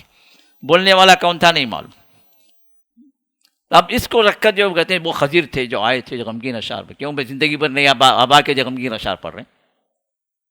ہاں اگر وہ روایت ثابت نہیں ہے، اگر روایت ثابت بھی ہو گئی تو جو علماء فرماتے ہیں کہ وہ کوئی مومن جن رہا ہوگا، کیونکہ رسول اللہ صلی اللہ علیہ وسلم کس کے لیے مبعوث ہوئے؟ انسانوں کے لیے بھی اور جنات کے لیے بھی، اور کئی جن ایمان بھی لائے. سورۃ الجن نازل ہوئی، سورۃ الاحقاف میں اللہ تعالیٰ ان کے ایمان لانے کا ذکر فرمایا. تو کوئی جن رہا ہوگا جو اس وقت جو غمگین اشعار اس نے پڑھے ہوں، لیکن کہیں یہ ثابت نہیں ہے کہ خضر جو ہے وہاں پر موجود تھے. تو ان تمام جو ہے دلائل سے یہ بات واضح ہوتی ہے کہ خضر جو ہے بشر تھے اور نبی تھے. اور یہ کب تھے نبی؟ موسیٰ علیہ السلام کے زمانے میں تھے. اور کب انتقال کر کے، جیسے ان کی ولادت کے بارے میں کوئی خبر نہیں ہے تو ان کی وفات کے بارے میں بھی کوئی خبر نہیں ہے. لیکن یہ عقیدہ رکھنا کہ وہ آج بھی زندہ ہیں، آج بھی بھٹکوں کو راہ دکھاتے ہیں، اذان دیتے ہیں تو حاضر ہو جاتے ہیں، اور جو ہے ان کو پکارتے ہیں تو جو ہے وہ آ جاتے ہیں، یہ سب جتنی بھی عقیدے لوگوں نے بنا رکھے ہیں یہ سب بے بنیاد عقیدے ہیں. ان کی وفات ہو چکی ہے، قرآن بھی ذکر کر رہا ہے، رسول اللہ کی صحیح احادیث بھی اس کی وضاحت کرتی ہیں. اور اگر ہوتے تو جو اللہ کے رسول کے پاس آتے، یا کم سے کم جیسے آپ کے پاس صحابہ جو بڑے مشکل مراحل میں آئے تو کم سے کم اس وقت آ کر بتاتے کہ بھائی جو میں فلاں زمانے کا نبی ہوں، ہاں وہ میں نہیں آ سکا تھا، کچھ مسائل تھے، اب جو میں آیا ہوں تمہارے پاس، کہیں نہ کہیں تو کچھ ذکر ملتا. لیکن نہ اللہ کے رسول کے زمانے میں کبھی جو ہے ان کا کوئی ذکر آیا ہے، نہ صحابہ کے درمیان میں کوئی ذکر آیا ہے۔ اب جو ہے کتابیں لکھی جا رہی ہیں کہ جو ہے خضر جو ہے باحیات ہیں، وہ فلاں جگہ دکھے، فلاں جگہ دکھے، پتہ نہیں کون دکھے، کس کو دکھے نہیں معلوم، اور کیا دیکھی کس کو جو ہے بول دیے نہیں معلوم۔ تو لیکن کوئی صحیح حدیث اس بارے میں نہیں ہے کہ خضر زندہ ہیں، اور بلکہ صحیح باتیں جو ثابت ہیں وہ یہ کہ ان کی وفات ہو چکی خود اللہ کے رسول کے زمانے سے پہلے۔ اگر حضور کے زمانے میں بھی اگر ہوتے تو رسول اللہ کی واضح حدیث ہے کہ آپ کے بعد 100 سالہ جو دور تھا اس میں ان کی وفات ہو چکی۔ ہاں، جس کے بارے میں ہمیں کوئی دلیل مل رہی ہے کہ ہاں بھائی ان کی زندگی باقی ہے، تو پھر ہم ایمان لائیں کہ ہاں بھائی ان کی زندگی باقی ہے۔ کس کے بارے میں؟ ہاں، عیسیٰ علیہ السلام زمین پر نہیں ہے نا، ان تو آسمان میں۔ رسول اللہ صلی اللہ علیہ وسلم جو بتایا کیا ہے، اس زمین پر اس وقت جو سانس لے رہے ہیں ان میں سے سب وفات پا جائیں گے 100 سال کے اندر، 100 سال کے بعد کوئی نہیں رہے گا۔ بارک اللہ فیکم۔ دجال، کیوں دجال کے بارے میں مسلم کی حدیث ہے تمیم داری کی، وہ تمیم داری کا تمیم انصاری بنا لیے ہیں، کیونکہ ہر جگہ جو ایڈیشن سبسٹریکشن رہتا نا ہمارا تو یہاں پر تمیم انصاری کی خبر لوگوں نے بنا دی، صحابی رسول بول کے۔ اصل میں وہیں تمیم داری جو صحابی ہیں جو دجال سے جو ملاقات کی، اور اللہ کے رسول صلی اللہ علیہ وسلم نے ان کے اس واقعے کو سچا قرار دیا۔ تو دجال موجود ہے۔ اب یہ کیا ہے، اس عام جو بات اللہ کے رسول نے فرمائی اس سے کیا صحیح دلیل کے ذریعے سے اس کو ہم نے کیا کیا، ایکسٹریکٹ کیا، کیونکہ اللہ کے رسول نے فرمایا کہ دجال موجود ہے۔ اس طرح یاجوج ماجوج بھی قرآن سے ثابت ہے اور قیامت کی علامتوں میں سے ظاہر ہوں گے۔ تو جن چیزوں کے بارے میں کہا گیا صحیح دلیل ہے، ہم کہیں گے ہاں ہے بھائی، لیکن اس کے بارے میں کوئی دلیل نہیں ہے تو ہم یہی کہیں گے کہ رسول اللہ صلی اللہ علیہ وسلم کا جو عام جو حکم تھا، عام جو بات تھی، اس کے اندر یہ بھی شامل ہیں۔ تو خضر کے بارے میں کوئی دلیل نہیں ہے کہ وہ زندہ ہیں اور قیامت تک رہیں گے، اسی کوئی دلیل ثابت نہیں ہے۔ تو وہ صحیح بات یہی ہے کہ یہ جن کا یہاں پر ذکر آیا موسیٰ علیہ السلام کے اور سے ملاقات جن شخصیت کی ہوئی، یہ خضر تھے، لیکن موسیٰ کے زمانے میں زندہ تھے، بعد میں ان کی کس وقت میں وفات ہوئی اللہ بہتر جانتا ہے، لیکن موجودہ دور کے اندر ان کا کوئی وجود نہیں ہے۔ یہی شریعت کے احکام سے، شریعت کے دلائل سے ثابت ہے، واللہ عالم۔ تو انشاءاللہ اگلے درس میں آگے کی آیات کی طرف ہم آگے چلیں گے۔ اللہ تعالی ہمیں قرآن فہمی عطا فرمائے، جو کچھ ہم نے سنا اس پر عمل کی اللہ توفیق عطا فرمائے، ہماری ایمان کو اللہ مضبوط کرے، اور ہمیں جو اعتقادات و معتقدات اللہ تعالی ہمیں سکھا دے جو حقیقت میں جو ہے وہ اللہ تعالیٰ نے، اللہ کے رسول جو بیان فرمائے ہیں، اور ہر طرح کی گمراہی سے اللہ تعالیٰ ہمیں اور تمام مسلمانوں کو بچائے، اور اس کے احکام پر، اس کی مرضی پر چلنے کے اللہ ہم سب کو توفیق و سعادت نصیب فرمائے۔ ان مبارک نفوس کو اللہ نے جہاں جمع کیا ہے، ہم تمام کو اللہ تعالیٰ جنتوں میں جمع فرمائے، آمین یا رب العالمین۔ بارک اللہ فیک۔ السلام علیکم ورحمۃ اللہ وبرکاتہ۔ حاضرین کرام، یہ مرکز، یہ مسجد قرآن کریم کی خدمت کے لیے بھی الحمدللہ کافی جو ہے پروگرام بنائے رکھا ہے۔ اس میں سے ایک حفظ قرآن کا سیکشن ہے، الحمدللہ یہ بھی جو جاوید رحمہ اللہ کا قائم کردہ یہ جو سیکشن ہے، جو مدرسۃ السلام لتحفیظ القرآن کے نام سے۔ اب اس کے 2 سیکشن ہیں، ایک تو جو ہے وہ ہے جو اسکول والا ہے، جو السلام حفظ اکیڈمی کے نام سے جو قائم ہے، جس میں فجر کے بعد بچہ آ جائے تو وہ عصر کو آپ کا بچہ آپ کے پاس واپس آئے گا، دن بھر ہمارے پاس رہے گا، جس میں حفظ کی بھی تعلیم بھی ہوگی اور اس کا اکیڈمک کی بھی تعلیم ہوگی۔ بچہ 10 تک انشاءاللہ مکمل کر سکتا ہے۔ دوسرا جو ہے یہاں پر دارالاقامہ کے ساتھ یہاں پر بچہ یہیں پر رہے گا اسی مرکز میں، اور جو ہے یہ 24 گھنٹے ہماری نگرانی میں رہے گا، جس میں قیام و طعام، کھانا پینا بھی بچے کا یہیں پر رہے گا۔ اس میں بھی بچہ جو ہے آپ کا حفظ قرآن مکمل کرے گا، اور ساتھ میں اکیڈمکس کی تعلیم بھی 10 تک یہاں پر میسر ہے۔ یہاں کے محلے کے جو بچے ہیں ان کے لیے عصر کے بعد، مغرب کے بعد، لڑکے اور لڑکیوں دونوں کے لیے الحمدللہ پڑھ رہے ہیں، اور اسی طرح عشاء کے بعد اور فجر کے بعد بڑوں کے لیے، چاہے وہ کہیں پڑھ رہے ہوں چاہے کہیں کام کر رہے ہوں، جس کو عشاء کے بعد آنے کا موقع عشاء کے بعد آ جائے، جو فجر کے بعد جو آ سکتے ہیں فجر کے بعد آ جائیں۔ الحمدللہ مبارک سلسلہ چل پڑا ہے۔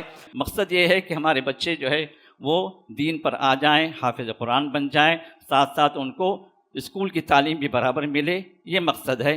تو اس اعتبار سے فیسز پر ہم زیادہ زور نہیں دیتے، لیکن ہم آپ سے اپیل کرتے ہیں کہ جو بھی جو اس معاملے میں تعاون کر سکتا ہے، اگر ایک بچے کو بھی کوئی اسپانسر کرنا چاہے تو کر لے سکتا ہے۔ بورڈنگ کے بچے کو اسپانسر کرنا چاہے تو 8000 ہے، اور جو ہے اسی طرح ڈے اسکول کے بچے کو اسپانسر کرنا چاہے تو 5,000 ہے ماہانہ. میری درخواست یہ ہے کہ کچھ مالی تعاون بھی آپ لوگوں سے ہمیں ضرورت ہے.